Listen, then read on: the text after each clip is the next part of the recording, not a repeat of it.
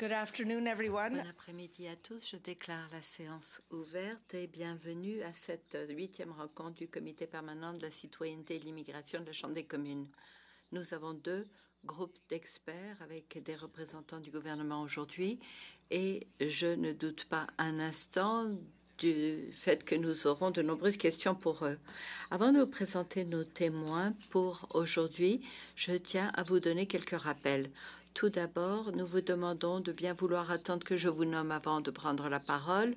Je rappelle aussi à chacun de bien vouloir s'assurer de ne pas parler en même temps, car cela complique la tâche à nos interprètes. Ça leur rend la tâche très difficile. Et troisièmement, je sais que nous avons énormément de questions, mais jamais assez de temps. J'ai deux cartons que je sortirai avant la première question. Un carton jaune signifie qu'il reste 1 minute.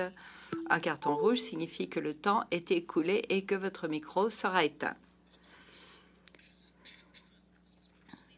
Bien sûr, assurez-vous que vos commentaires s'adressent toujours à la présidence et j'invite les membres à bien vouloir lever la main si vous voulez prendre la parole. Le greffier et moi-même allons gérer l'ordre des interventions de notre mieux. Merci pour votre collaboration.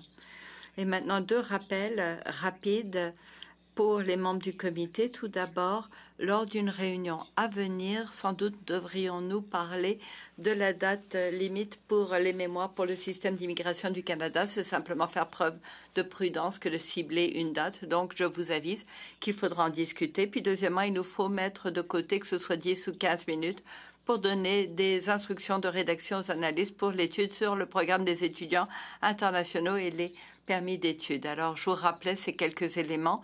Il nous faudra mettre du temps de côté pour cela très bientôt. Bien, cela étant dit, nous allons avancer notre étude conformément à l'ordonnance 108 adoptée par le comité le 16 septembre 2025. Nous allons entamer l'étude du système d'immigration du Canada. J'aimerais souhaiter la bienvenue à nos témoins pour la séance d'aujourd'hui. De la part du ministère de la Citoyenneté et de l'Immigration, nous avons Madame Harpreet Kochhar, sous-ministre. Nous avons Louise Baird, sous-ministre adjointe principale politique stratégique. Nous avons Pemi Gill, sous-ministre adjointe prestation des services. Jean-Marc Gionnet, sous-ministre adjoint par intérim secteur de des programmes de protection de la famille. Bienvenue à chacun d'entre vous. Et de la commission d'immigration et du statut de réfugié, nous avons Manon Brassard, présidente, Roula Etride, vice-présidente section de la protection des réfugiés, et Roger Hermouth, secrétaire général. Vous avez jusqu'à 5 minutes pour vos propos d'ouverture pour chacune des organisations, c'est-à-dire la commission et le ministère, en commençant par le ministère, puis nous aurons les questions. Bienvenue à Madame Harpreet Kochhar. Vous avez la parole. Monsieur, pardon. Vous avez 5 minutes. Merci, Madame la Présidente. Bon après-midi à tous. J'aimerais reconnaître que nous nous réunissons sur le territoire traditionnel non cédé du peuple Algonquin-Anishinaabe. Avoir entrepris cette étude sur le système d'immigration du Canada. Mes collègues et moi-même nous réjouissons de cette conversation. We share the same goal. Nous partageons les mêmes objectifs. Un système auquel la population canadienne peut se fier et dont la clarté rend l'utilisation facile pour le renouvellement des arrivées et pour renforcer notre pays. Au cours de la dernière décennie, notre ministère a subi une transformation majeure. Nous avons modernisé nos systèmes et nos processus pour les rendre plus efficaces, plus transparents et plus axés sur la clientèle. Et de cette façon, des obligations simples, les demandes simples sont traitées plus rapidement, les erreurs sont réduites et les agents peuvent se consacrer aux cas plus complexes. Les demandeurs obtiennent plus de renseignements sur l'état de leurs demandes en ligne. Subit toujours des pressions. Nous avons constaté une augmentation significative des demandes d'asile et une croissance rapide de la population étudiante étrangère et de la main-d'œuvre temporaire. Cette situation a entraîné une hausse de la demande en matière de logement, de soins de santé et de services sociaux et a mis à l'épreuve l'opinion publique concernant l'immigration. Pour rétablir l'équilibre et la confiance, nous adaptons nos programmes et politiques. Nous avons fixé des plafonds pour les résidents temporaires. Nous renforçons les critères d'admissibilité et de protection de l'intégrité afin que la proportion de cette population revienne à un niveau plus viable. Les modifications apportées à nos programmes de permis de travail des étudiants étrangers a déjà entraîné une diminution du nombre de nouvelles arrivées, soit une baisse de 235 000 entre janvier et juillet par rapport à la même période l'année dernière. L'équilibre entre la protection des personnes vulnérables et un système d'asile solide et équitable. En 2023, l'entente sur les tiers pays sûrs a été étendue à l'ensemble de notre frontière terrestre commune, ce qui a entraîné une baisse significative des passages irréguliers. Plus de 30% depuis le début de l'année et des baisses notables ont été enregistrés dans l'aéroport et à l'intérieur du pays. Nous travaillons sur le moyen de renforcer le système d'asile.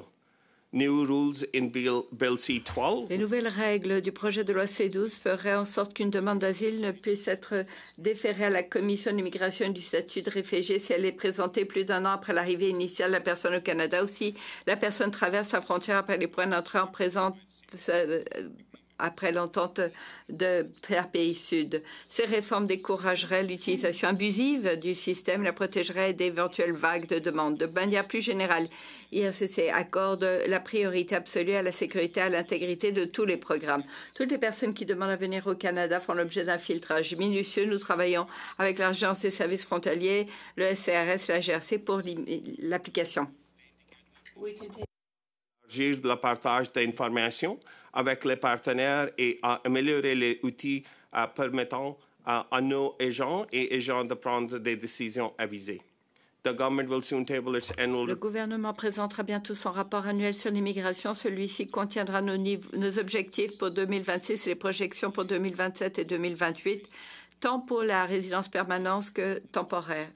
L'objectif de nos ministères demeure de maintenir le nombre de personnes nouvellement arrivées à un niveau viable. Et pour parler de l'immigration francophone, le nombre de personnes francophones nouvellement arrivées dans l'ensemble du Canada, ce qui est essentiel pour maintenir la dualité linguistique et favoriser le dynamisme des communautés de Moncton à Whitehorse.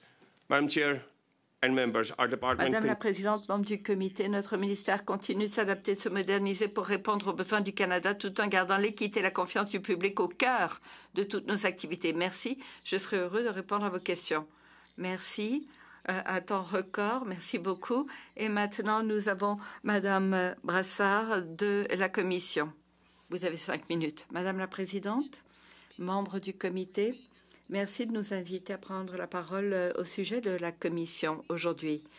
La CISR est un tribunal qui a été établi par le Parlement en 1989. Notre mandat est de régler de manière efficace, équitable et conforme à la loi les questions d'immigration. Respecter non seulement la loi sur l'immigration et la protection des réfugiés, mais la Charte canadienne des droits et libertés, la jurisprudence des cours fédérales et de la Cour suprême du Canada, et aussi les conventions internationales dont le Canada est signataire. The IRB issued 102,000 decisions last year. La Commission a émis 102 000 décisions l'an dernier. C'est un niveau historique. De ce nombre, plus de 78 000 étaient des décisions rendues par la section de la protection des réfugiés. C'est important de le mentionner puisque la Commission avait un financement pour traiter 60 000 dossiers l'an dernier. 78 000, ça représente une hausse de productivité de 42 % par rapport à l'année précédente. C'était le résultat de travail acharné. Nous avons simplifié nos processus, l'automatisation a été mise en œuvre partout où c'est possible et nous avons une gestion de cas rigoureuse. Aujourd'hui, nous avons quelques 210 audiences par jour. Nous visons jusqu'à 85 000 finalisations cette année. Pour ce faire, nous devons poursuivre notre transformation, gérer notre charge de cas comme étant un seul registre pour maximiser les gains d'efficacité en étant de plus en plus un tribunal numérique. A été éclipsé par le fait que 176 000 demandes d'asile ont été déférées à la CISR l'année dernière et que 155 000 autres l'avaient été l'année passée. À titre comparatif, en 22-23, on en avait reçu 79 400 et l'année d'avant, 32 500. Alors, ces hauts niveaux sont relativement nouveaux et on s'attend à en recevoir autour de 100 000 cette année. Au 30 septembre, 296 000 demandes d'asile sont à traiter, dont 103 000 qui ne sont pas prêtes à être instruites parce qu'elles sont incomplètes. Un cas tranché aujourd'hui compte en moyenne 22 mois. Ça veut dire qu'une décision qui est rendue aujourd'hui, le revendicateur aurait été ici, aurait attendu 22 mois. 16 mois sont attribuables au temps d'attente de la CISR et 6 aux partenaires, parce que les dossiers sont incomplets. We have and continue to make progress. Nous avons accompli du progrès. Nous continuons à progresser quant au nombre de dossiers finalisés. Nous maintenons la qualité de nos décisions afin de répondre aux critères des tribunaux fédéraux. Atteindre notre but, c'est-à-dire rendre autant de décisions qu'il y a de demandes d'asile déférées en une année, mais on n'en est pas là pour l'instant. J'ai commencé mon propos en parlant de la nature des droits dont il s'agit et les obligations correspondantes d'entendre et de trancher dans ces cas. Je conclurai en disant que moi-même et tous les membres de la Commission sommes très sensibles à la tâche à accomplir pour assurer des décisions transparentes, justifiées et claires, rapidement, de façon équitable et efficace, conformément à la loi. Madame la Présidente, membre du comité, je m'arrête là. Je serai prête à répondre à vos questions. Merveilleux, merci beaucoup. On va avoir besoin de ce temps, cette minute supplémentaire pour les questions et les réponses. Très bien, alors pour commencer, nous allons commencer par Madame Rempel-Garner. Vous avez 6 minutes. Merci Madame la Présidente. À la sous-ministre, quelle sera la date où le plan du niveau d'immigration sera déposé? La date précise n'a pas été décidée, mais c'est avant le 1er janvier de chaque année en général. Donc, vous vous attendez à ce que ce soit avant la fin octobre? Je ne dirais pas que j'ai une date exacte, Madame la Présidente, mais c'est d'ordinaire à ce moment-là que ça se passe avant le 1er novembre. Merci. Quelle était la cible 2025 et les niveaux prévus pour les résidents temporaires en tout l'an dernier? Alors, pour les résidents temporaires en tout, Madame la Présidente, la cible générale, 673 650. Et combien de permis ont été émis en date de la fin août de cette année? En date de la fin août de cette année, je peux vous fournir cette information très rapidement. J'ai 773 000. Est-ce exact? 773 000. Est-ce exact? 773? Non. Nous avons, si je regarde le nombre total de permis de travail émis, si c'est là la question, les 673 000 que vous aviez, quel est le nombre qui ont été émis jusqu'à maintenant? Moi, j'ai 773 000. Ce sont des données que vous avez affichées il y a 48 heures environ. Je n'ai pas ce nombre. J'ai par contre, Madame la Présidente, une portion de cela et c'est légèrement différent de ce que vous évoquez. Ce que je trouve sur votre site Web, avec des données que vous avez affichées tout juste, c'est 773 000 permis temporaires. Donc, nous sommes à peu près au milieu de l'année, un tout petit peu plus, et vous avez déjà dépassé le niveau planifié de 100 000. Est-ce que c'est bien exact? Alors, je vais demander à ma collègue Pemi de bien vouloir répondre. J'aimerais vous fournir un engagement. Les 675 montants, c'est pour les admissions. Donc, ce sont les personnes qui sont arrivées en personne au Canada, alors que le nombre de permis émis, ce sont les personnes auxquelles nous avons accordé un permis. J'ai 700. Écoutez, ce que j'essaie de dire là, les arrivées peuvent s'étaler sur de nombreuses années. Avez-vous avisé le gouvernement du fait qu'on a déjà dépassé les niveaux pour cette année? Nous n'avons pas encore dépassé les niveaux pour cette année parce que la cible dans les niveaux pour les résidents temporaires, c'est pour les arrivées au Canada, les nouveaux arrivés, plutôt qu'approuver quelqu'un, puis ils ont une période de temps. Je note que le chômage en Ontario se situe à environ 700 000. Et les données que nous avons sont assez élevées. Où est-ce que ces personnes vont travailler? Je pense que ce qu'il nous faut clarifier, Madame la Présidente, c'est que les personnes qui sont ici sont déjà entrées dans le système, sont déjà employées ou ont un permis de travail, ou bien ce sera le cas où ils sont des étudiants. Donc, il y a une combinaison. Il y a encore plusieurs centaines de milliers de nouveaux permis qui sont émis, n'est-ce pas, dans les différentes souches de résidents temporaires. Nous avons une réduction assez nette, Madame. Non, non, non, on ne parle pas de réduction. Je dis que vous continuez à ajouter plusieurs centaines de milliers de personnes au système, n'est-ce pas exact? Nous ajoutons quelques-uns, mais pas beaucoup. Alors, pourquoi est-ce que vous ajoutez des centaines de milliers d'autres personnes dans le système alors que le chômage des jeunes se situe à 14,7 %? Nous avons aussi des délais d'attente sans précédent dans les hôpitaux. Pourquoi est-ce que ce nombre n'est pas beaucoup plus bas? Madame la Présidente, pour répondre à cette question, nous examinons certains talents particuliers où nous avons besoin de ces personnes pour combler des lacunes. Le chômage des jeunes est de 14,1 %. Êtes-vous à dire que nous avons besoin de plus de gens pour des emplois qui pourraient être comblés par des jeunes Canadiens? Je ne suggère pas, Monsieur le Président, que nous avons besoin de plus de gens pour combler ces emplois-là, mais il faut que les besoins des régions concordent avec les recherches de compétences nationales par de nouvelles compétences. Soit on développe une stratégie à l'interne pour une stratégie de la main-d'œuvre, ou bien on les fait rentrer. Alors, 14,1 % de taux de chômage, et il y a 1 minute. Pardon? Merci. Vous allez dépasser vos cibles si vous continuez sur cette lancée. Nous avons une crise de l'emploi chez les jeunes.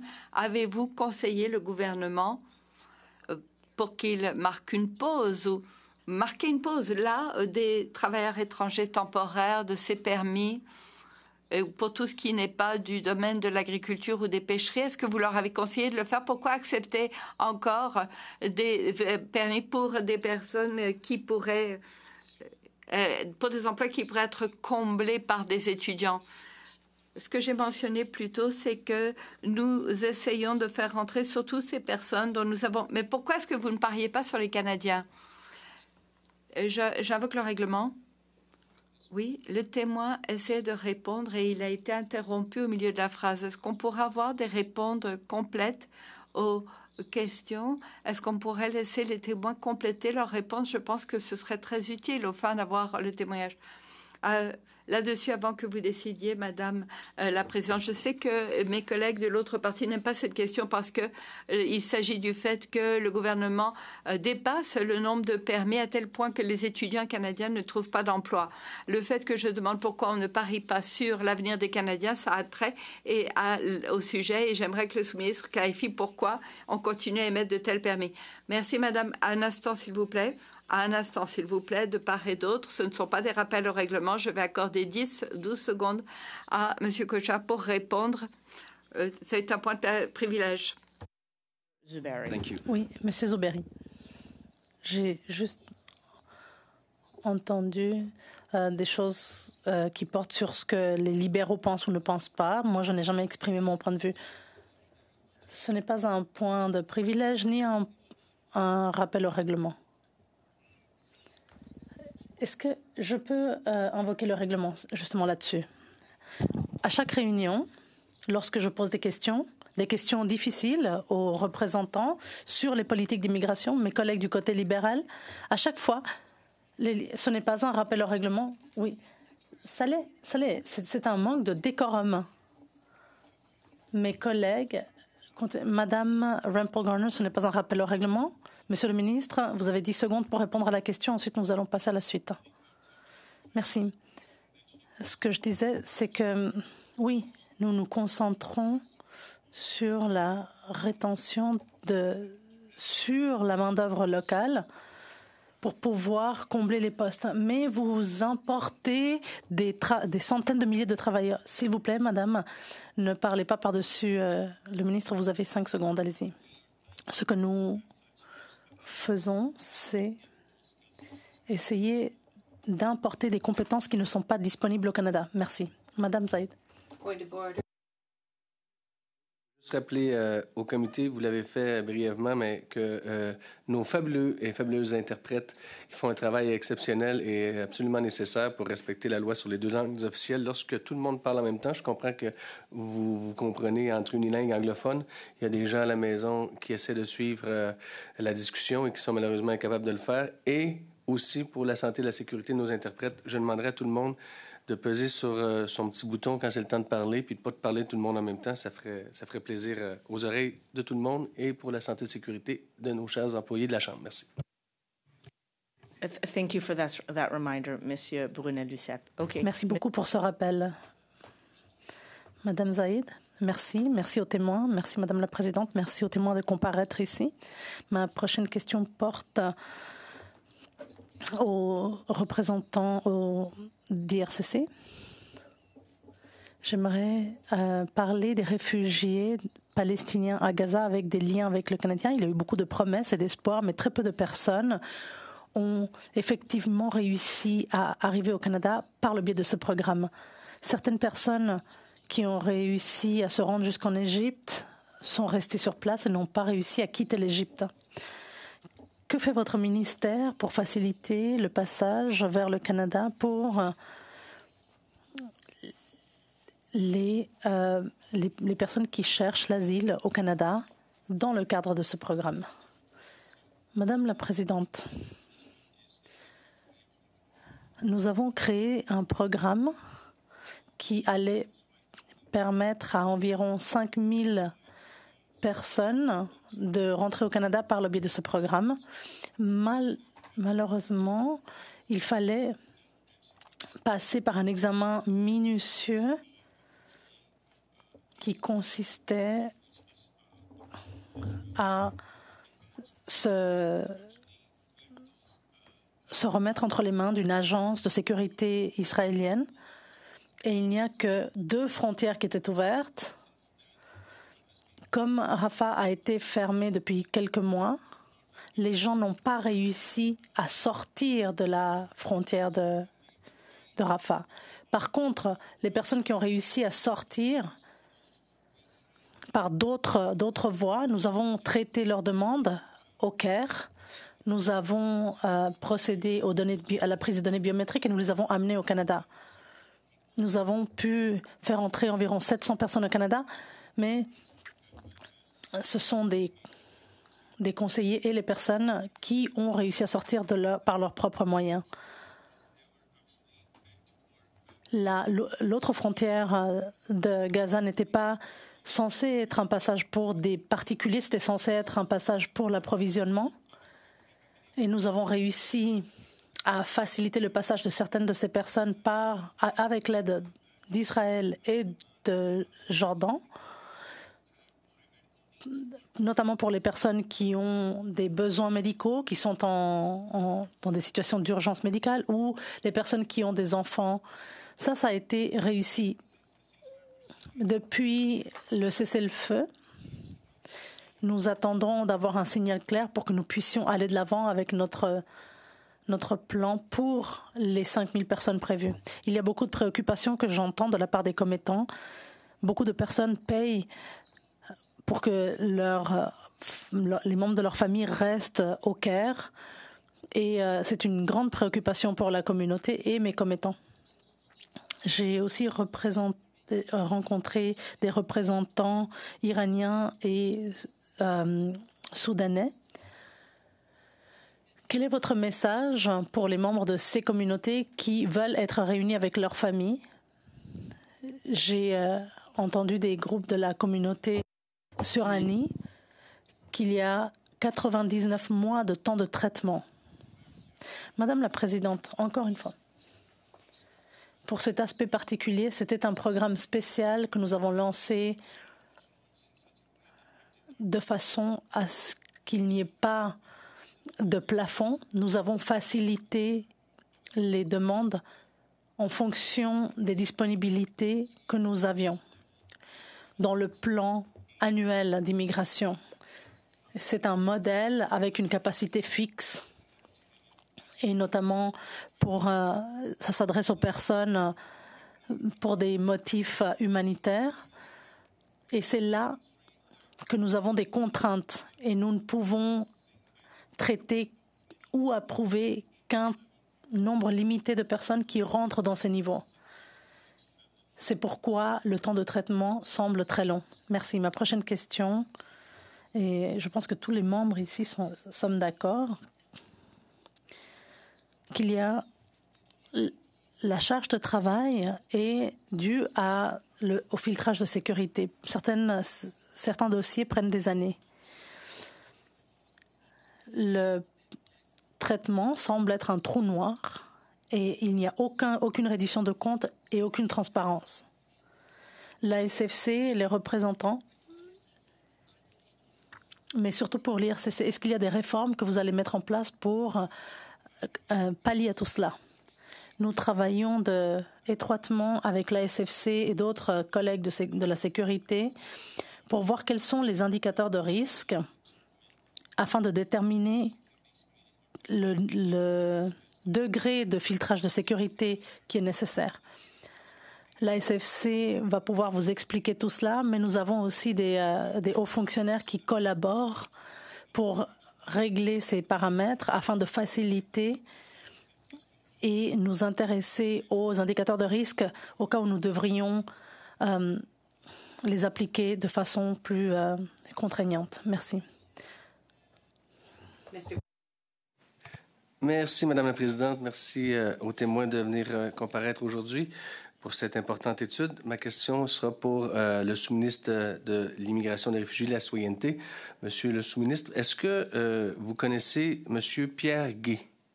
Est-ce que ça vous dit quelque chose? Madame Chair, Madame la Présidente, je ne pense pas connaître cette personne. Signé de faramineux contrats avec le gouvernement fédéral en louant ses terrains pour accueillir les demandeurs d'asile lorsque Roxham était ouvert, que les gens franchissaient de façon irrégulière. Monsieur Gay, c'est facile à trouver, c'est un grand donateur libéral, il est sur leur liste. Donc, Monsieur Gay avait signé des contrats avec le gouvernement fédéral. Je vous l'apprends, Monsieur le sous-ministre, peut-être. J'imagine, par contre, que vous étiez au courant que le gouvernement fédéral avait signé des contrats avec des gens qui louaient des terrains pour accueillir ces gens-là, lorsque le chemin Roxham était ouvert, Monsieur le sous-ministre?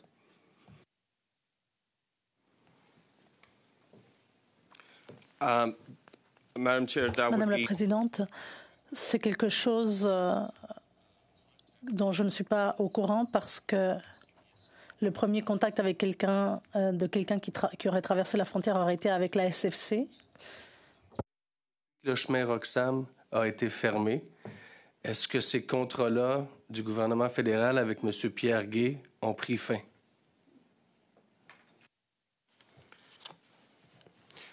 Comme je l'ai mentionné, Madame la Présidente, ce n'est pas quelque chose ce n'est pas un contrat que nous avons octroyé.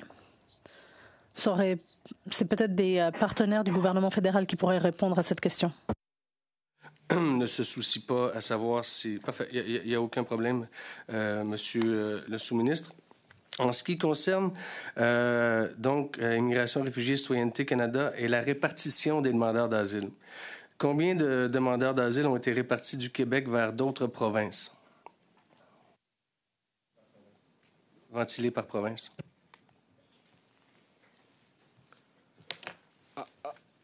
Madam Chair,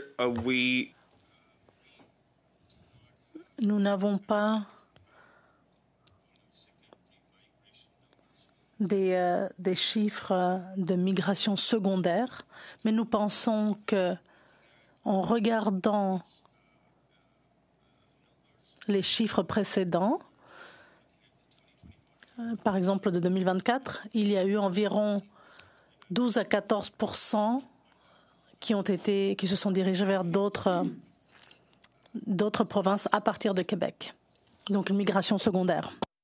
Combien de temps, Monsieur le sous-ministre? From January 2024. OK, parfait. Depuis janvier 2024. Great. Monsieur Miller, en juin 2024, si je ne m'abuse de mémoire, ou dans ces eaux-là, avait annoncé en grande pompe, aux côtés de certains ministres de l'Immigration et certains ministres d'autres provinces, la formation d'un comité pour la répartition des demandeurs d'asile entre les provinces. Je me souviens, ça avait été une grosse conférence de presse et on nous avait dit qu'il y aurait un comité. Donc, et vous étiez en poste, Monsieur le sous-ministre, donc j'imagine que vous aviez une certaine responsabilité dans la formation de ce comité-là. Est-ce que je me trompe?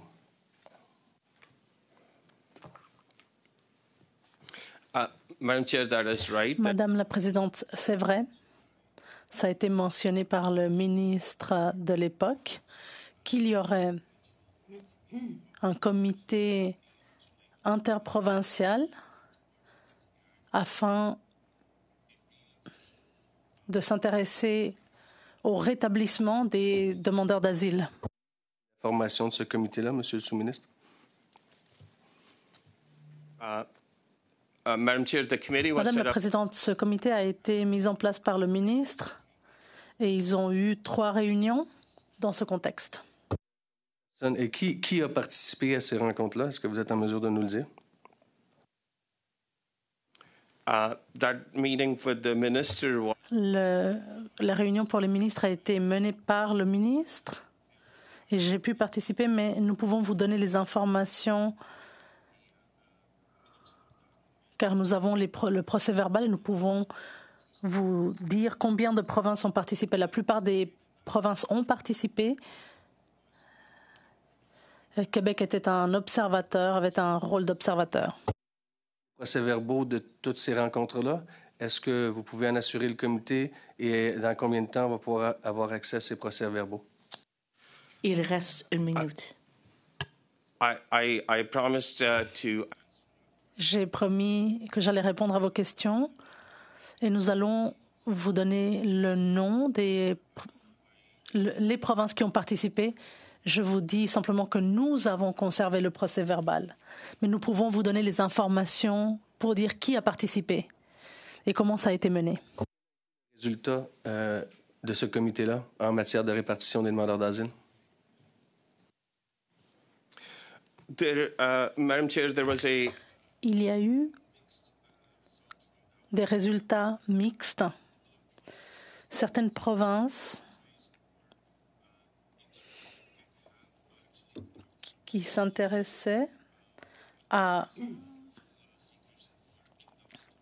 redistribuer des demandeurs d'asile qui étaient dans des hôtels. En termes de répartition. Thank you. I'm sorry, you'll have to respond to that in Je our next. m'excuse, vous allez devoir répondre à cette question lors de la prochaine ronde de questions. Notre prochaine ronde de questions commence avec 5 minutes et c'est Monsieur Medagakis. Merci. Est-ce que vous allez réduire la cible de 5%, la cible du gouvernement de 5% d'ici la fin de cette année? Oui, c'est ce que nous prévoyons de faire au cours des années à venir. Est-ce que vous êtes sur la bonne voie pour respecter ces objectifs? La cible de 5% avait comme date butoir la fin de 2027. Est-ce que le gouvernement a mené des analyses sur le coût que cela représente pour le service de santé au Canada, notamment en raison du nombre excessif de migrants? Nous ne sommes pas rentrés à ce niveau, dans les détails, mais nous avons collaboré avec des partenaires, les provinces, les parties prenantes, tous ceux qui sont concernés par les services de soins de santé, le logement, l'éducation. Est-ce que vous donnez des conseils? Vous avez averti le ministre concernant les taux trop élevés d'immigration? Madame la Présidente, nous continuons de conseiller le ministre sur les effets de l'immigration qui apportent beaucoup d'avantages et nous lui avons donné toutes les informations nécessaires. Est-ce que vous avez mené des analyses sur les effets, notamment sur le marché du logement, comme cela vous a été demandé? et ceci sur une base annuelle. Nous avons collaboré avec nos collègues au niveau du logement et des infrastructures. Nous avons fait des prévisions, ce qui nous permet de voir ce qui va se passer si nous baissons les taux de 5% d'ici 2027. Et effectivement, cela va alléger la pression qui se trouve sur le marché du logement. Donc, est-ce que vous avez conseillé à la ministre? Est-ce que vous lui avez parlé des effets sur le marché du travail lorsqu'il s'agit d'avoir des taux aussi élevés d'immigration? Madame la Présidente, nous conseillons la ministre sur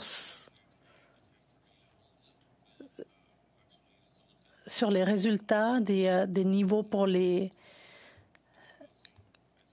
immigrants temporaires et permanents. Juste pour clarifier les choses, vous avez dit que vous êtes sur la bonne voie pour faire baisser les niveaux de 5% d'ici 2027.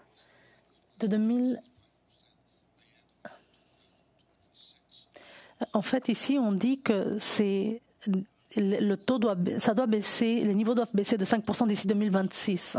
Est-ce que vous avez changé maintenant? Vous parlez de 2027? Notre cible va jusqu'en 2027. Eh bien, ce n'est pas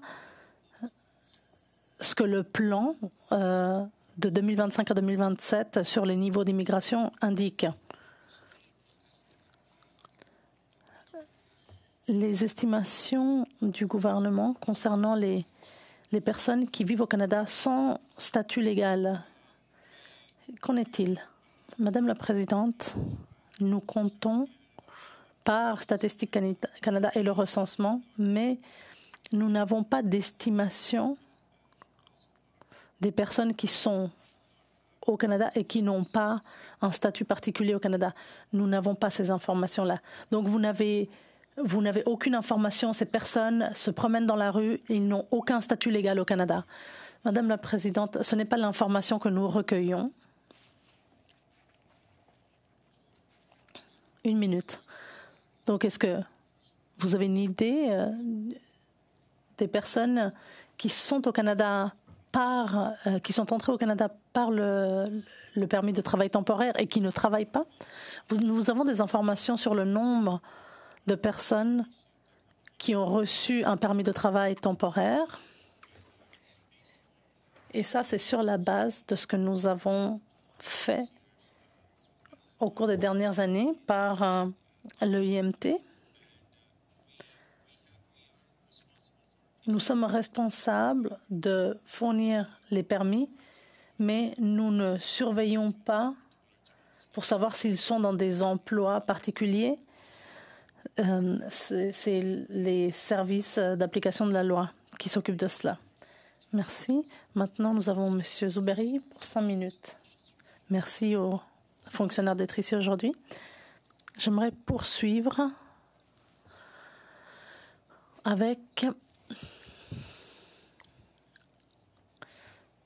en parlant des Ouïghours vulnérables. Et c'est un vote qui a eu le soutien de tous les partis pour les accueillir, ces personnes qui font l'objet de grandes oppressions en Chine.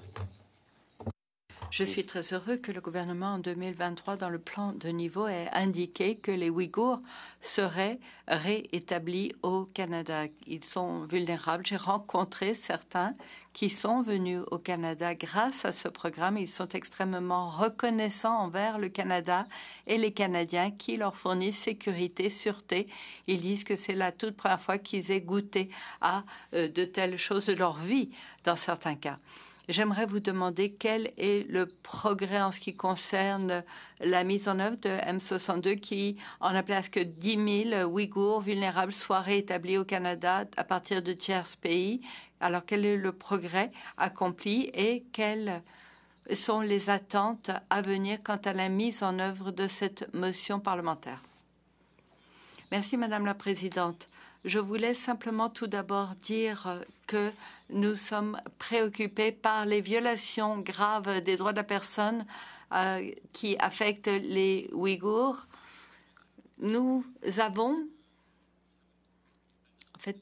pas annoncé les détails de la mise en œuvre de cette population-là par rapport au grand public pour des questions de sûreté et sécurité qui sont à risque pour les demandeurs et aussi pour protéger nos partenaires et le personnel canadien.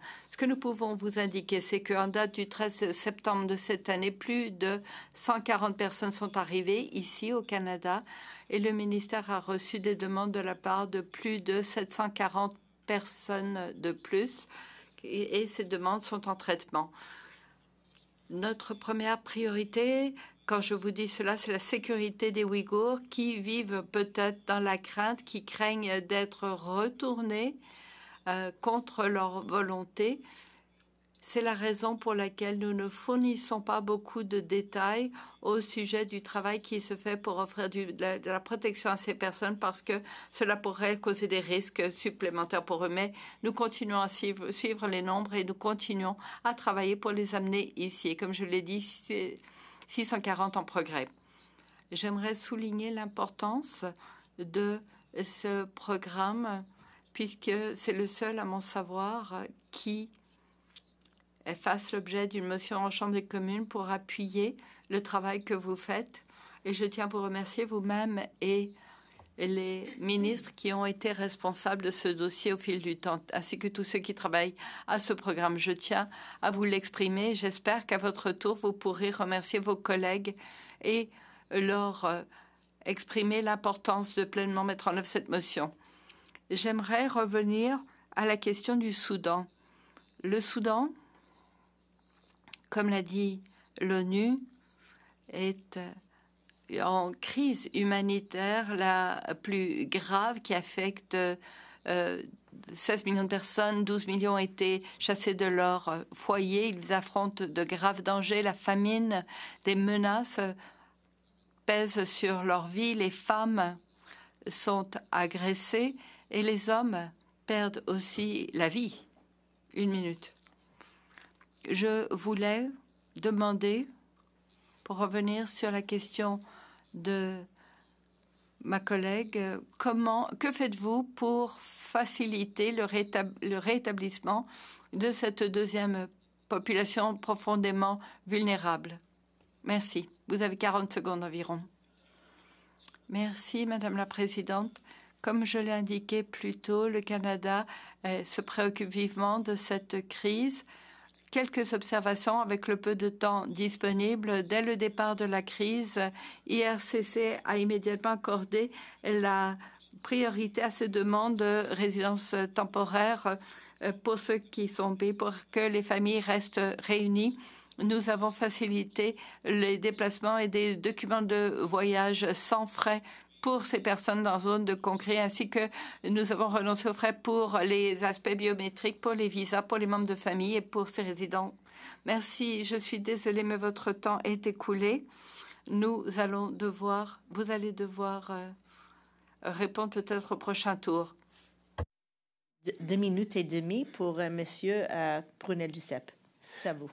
Merci, Madame la Présidente. Monsieur le sous-ministre, quand un permis d'études est délivré pour un étudiant international qui ont déjà reçu un CAQ du Québec, quel palier de gouvernement a la charge de faire passer un examen médical ou de demander, par exemple, l'obtention d'un certificat de police?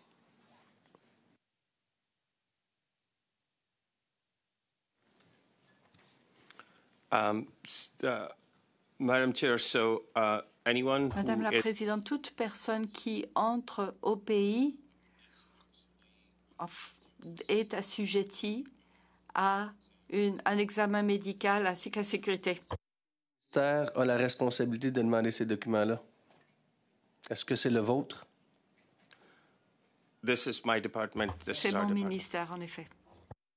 Ce n'est pas aux universités, ce n'est pas aux provinces de le faire. Ceci dit, il y a eu un reportage d'enquête qui a été fait dernièrement et j'espère que vous l'avez vu. Je comprends que l'information ne circule pas beaucoup dans votre ministère, mais quand même, ça a été très gros au Québec, où il y a eu un réseau criminel international qui utilisait le système de permis d'études. Ça a été le premier épisode d'enquête cette année. C'est une émission extrêmement importante au Québec. Je comprends que des fois, il y a un manque de sensibilité envers ce qui se passe chez nous. Donc, ces groupes criminels-là utilisent le système de permis d'études pour faire entrer des gens sur le territoire. Et on parle de près de 500 millions de dollars de profit de la criminalité. On parle de fraude amoureuse, usurpation d'identité, vol de stupéfiants, vol de voitures, etc. Et la réponse du porte-parole du RCC, ça a été de dire qu'il fallait blâmer les universités et le gouvernement du Québec. Comment expliquez-vous une telle réponse alors que vous venez de me dire que c'est votre responsabilité de faire ces démarches-là?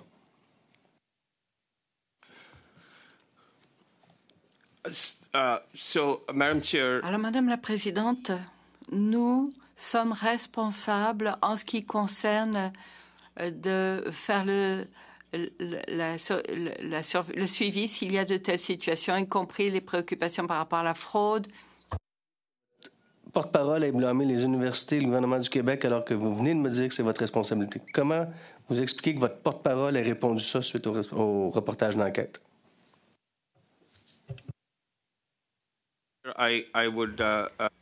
Je dois mentionner ceci. Comme je l'indiquais, Madame la Présidente, nous surveillons.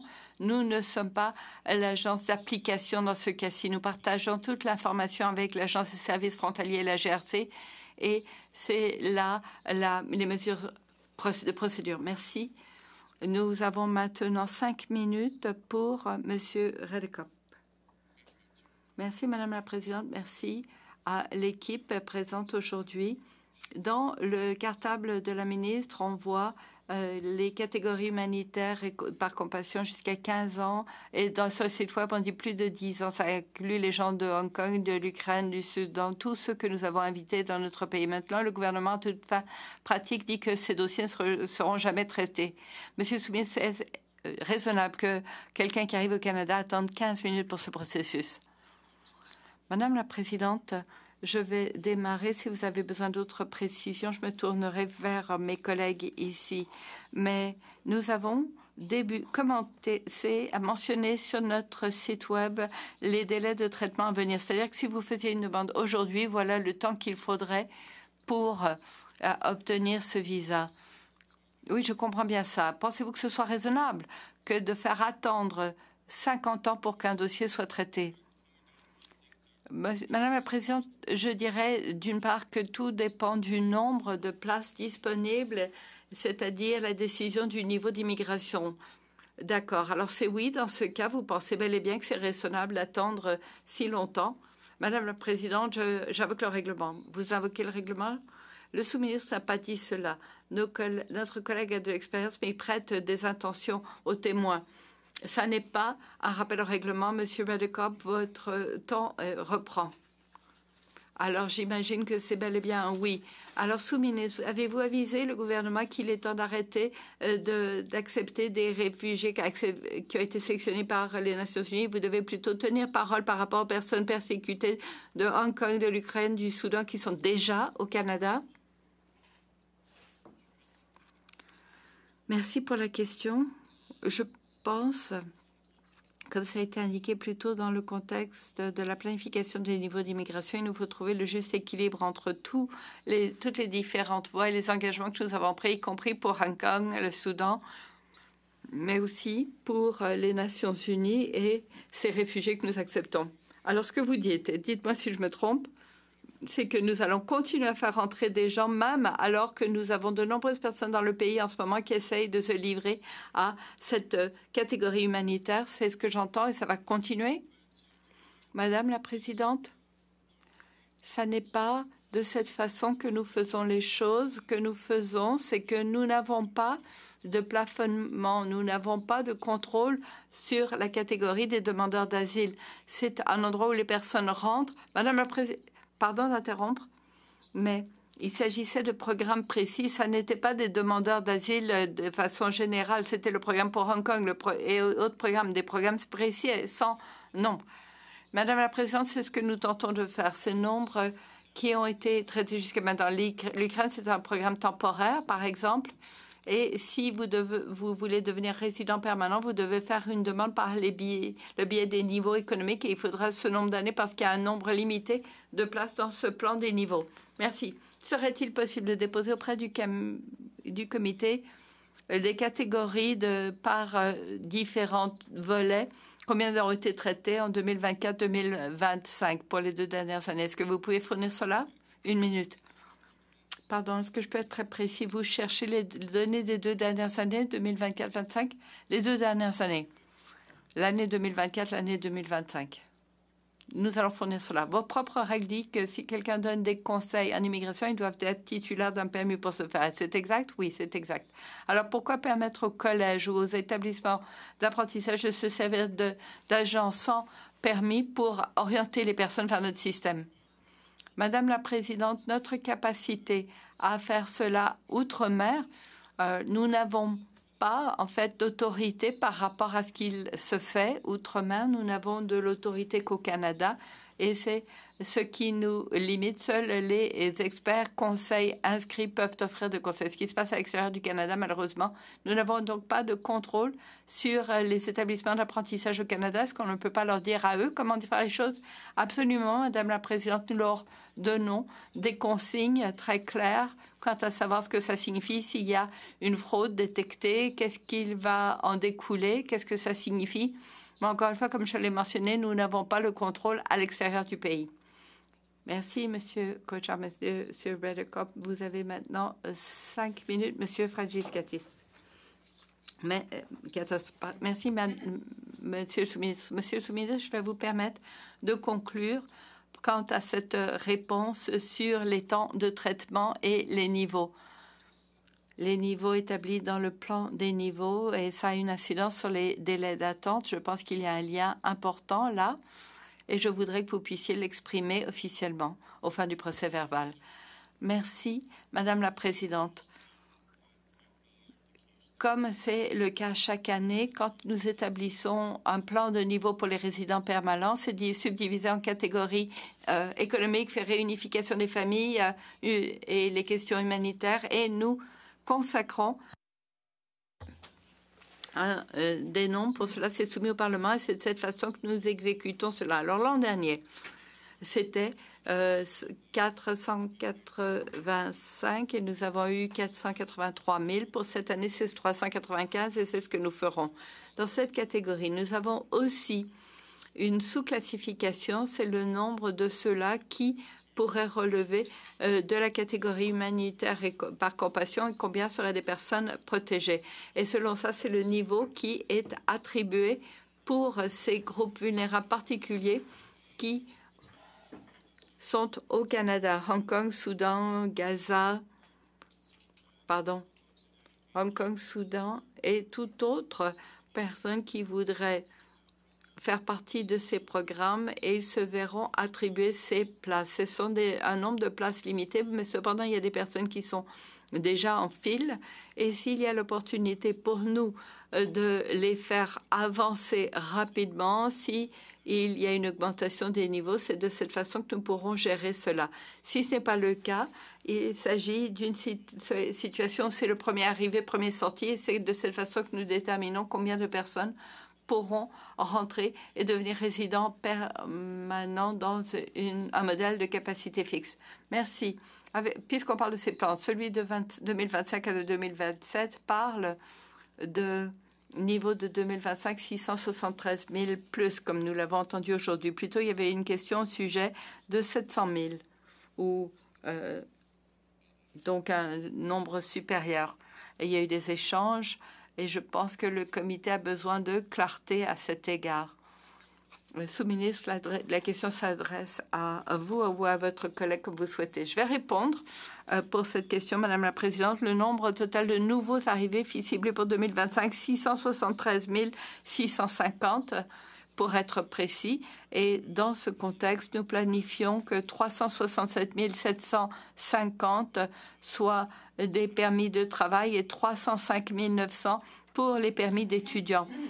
Les arrivées jusqu'à maintenant, jusqu'à la fin août, si je ne me trompe, les chiffres que nous avons, 200 500 pour le permis de travail. Donc, c'est à 167 000 de moins pour les permis de travail et seulement 89 200 pour les permis d'étudiants. Encore une fois, c'est environ 110 000 étudiants de moins que ce qui est la cible. Est-ce que je peux m'adresser à Mme Gill au sujet de cette confusion par rapport à la question qui avait été posée sur le 700 000 par rapport aux 600 000 pour les résidents temporaires? Vous fournissiez une réponse à cette question plus tôt. Je veux simplement avoir l'opportunité de l'entendre de nouveau. Oui, bien sûr. Alors, en ce qui concerne les nouveaux arrivés, travailleurs et étudiants nouvellement arrivés au Canada, cette information est affichée sur notre site Web sur une base mensuelle, donc jusqu'au 31 août. En ce moment, ce qui est affiché, ce que nous montrons, c'est que dans le plan de niveau pour 2025, nous avons une cible ou un plan d'admission qui va jusqu'à 673 650 pour l'ensemble des nouveaux étudiants, nouveaux travailleurs arrivant au Canada. Cependant, ça c'est dans la même année, le même nombre de personnes que nous avons approuvées et qui obtiennent un permis, ce qui signifie qu'ils peuvent venir au Canada. Donc, ça n'est qu'au moment de leur arrivée au Canada. Alors, par exemple, un étudiant peut avoir formulé une demande en juillet ou en août de cette année. Nous avons évalué leur demande, nous l'avons approuvée. Cependant, ils ne débuteront pas leur classe avant l'an prochain. Donc, à ce moment-là, ils n'arriveront pas au Canada avant 2026 et c'est à ce moment-là que nous les compterons par rapport aux cibles d'arrivée. C'est là la cible dans les plans de niveau. C'est important que les nombres de permis émis soient séparés des arrivées. Merci, le temps est écoulé. Vous pourrez répondre plus tard. Nous avons 4 minutes qui nous restent pour ce tour. Peut-être que j'accorderai 2 minutes à chaque partie. Si vous le voulez bien, ça vous convient? J'ai dit 1 minute plus tôt, mais je pense que 2 minutes passeraient. Alors, nous allons commencer par vous, Monsieur Ma. Merci, Madame la Présidente. Monsieur le sous-ministre, vous avez mentionné plutôt la modernisation du système et des processus pour son efficacité. Cependant, beaucoup des demandeurs pour la voie de Hong Kong, pour lesquels on a demandé auprès de l'IRCC, ils ont confirmé qu'ils avaient reçu toutes les approbations voulues et pourtant des mois se sont écoulés. Ils attendent encore que leur permis de résidence permanente soit émis. Alors, qu'est-ce qui retarde le processus? Qu'allez-vous faire personnellement pour régler ce problème? Madame la Présidente, comme nous le mentionnions, il ne s'agit pas de l'absence de documents, il s'agit de l'espace dans les niveaux. Nous avons un espace limité dans les niveaux et nous allons devoir ajuster pour ceux qui ont fait leur demande par rapport à Hong Kong. Ils ne sont pas repoussés pour que ce soit clair. Nous nous assurons que leur permis de travail est validé et nous les prolongeons pour qu'ils puissent rester ici et continuer poursuivre leur vie jusqu'à ce que la résidence permanente soit confirmée. Cependant, de nombreuses personnes attendent un permis de travail qui est arrivé à son terme. Ils attendent le renouvellement. Ça a une incidence sur leur capacité à travailler, la capacité des enfants à aller à l'école. Pourriez-vous vous pencher sur ce dossier? Madame la Présidente, absolument, nous accordons la priorité au prolongement des permis de travail et il y a un sous-entendu de statut. Si vous avez demandé que ce soit prolongé, vous avez déjà un permis de travail, c'est implicite. Nous pouvons nous pencher là-dessus.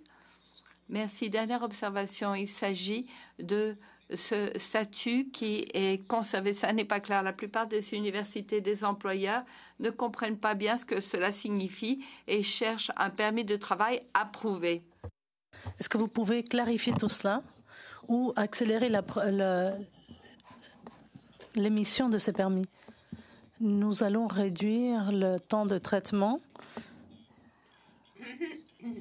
ce qui devrait rentrer dans les temps standards. Et lorsque nous parlons de ce type de statut, c'est qu'ils ont fait la demande et le travail est en cours. Merci. 2 minutes à vous, madame. Merci. Ma première question s'adresse à M. Kortchar. Est-ce que vous pouvez dire au comité combien de résidences temporaires ont été accordées en 2024 comparé à 2025? Simplement des chiffres, s'il vous plaît.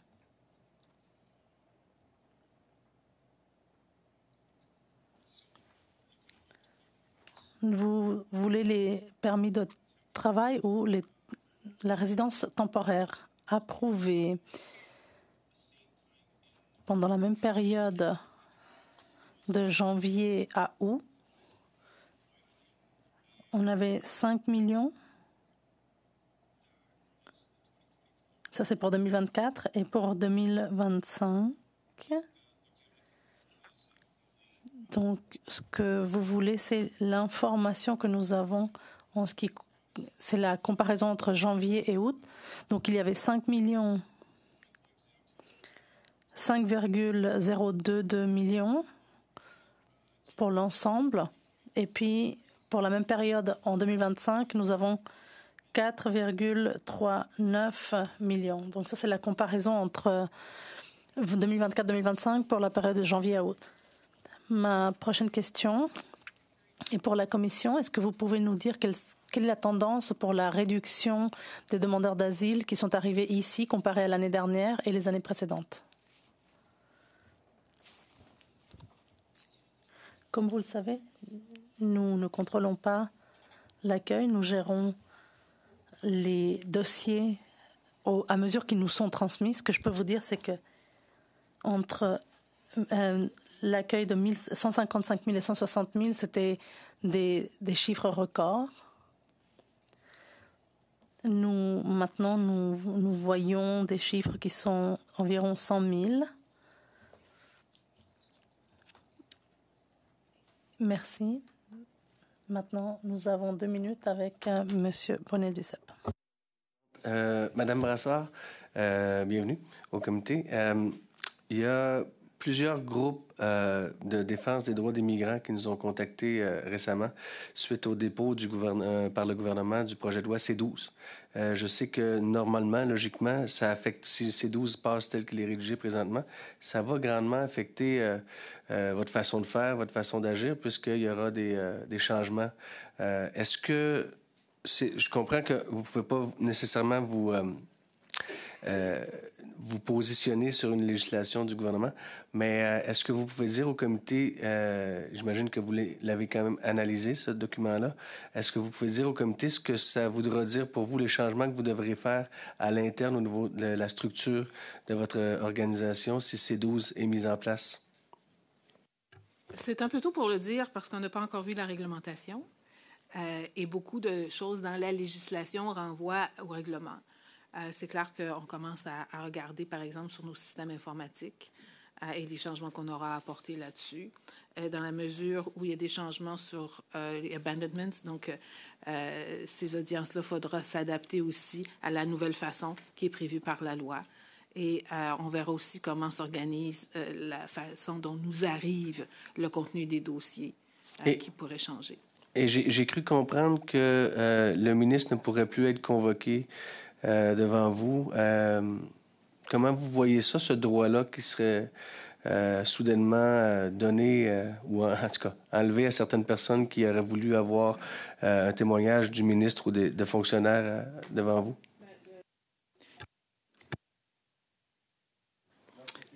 Il y a quelqu'un qui fait pour moi, désolé, on est une course. Mais ça va dépendre. Si le ministre a un point à faire valoir, il peut toujours être représenté. Ce que ça nous enlève, c'est la capacité de le faire venir. Mais nous, on va décider des dossiers à la lumière de la preuve qui est devant nous. Thank you so much. Sorry, Monsieur Brunet-Duceppe, that's time. Merci beaucoup. Je m'excuse. Le temps est terminé.